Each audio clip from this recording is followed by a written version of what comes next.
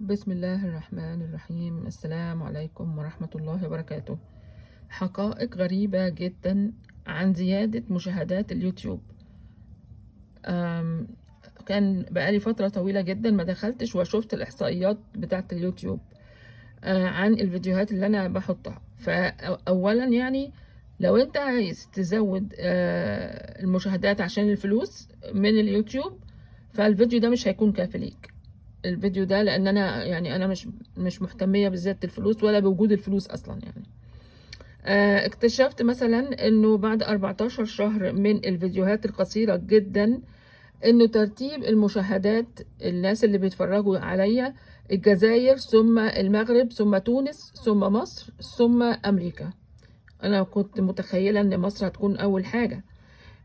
اكتشفت برضو انه في ناس متخيلة ان ممكن الفيديو مدته دقيقتين يبقى طويل عليهم، فبيعملوا ايه؟ بيتفرجوا على 30 ثانية او اقل. طب مين اللي خسران هنا؟ انا؟ لا، مش انا، الحمد لله.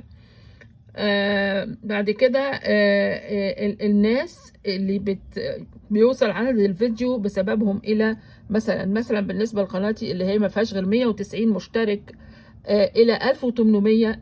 انا مستغربة ولا واحد فيهم بيفكر ان هو يحط لايك ليه يعني؟ ده يعني اللي بيحط بيشجع شخص ربنا بيديله حسنات ان شاء الله يعني.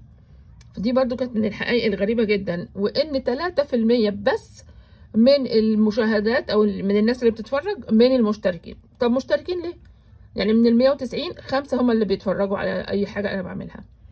طبعا حقائق فعلا غريبة، والحمد لله على كل حال.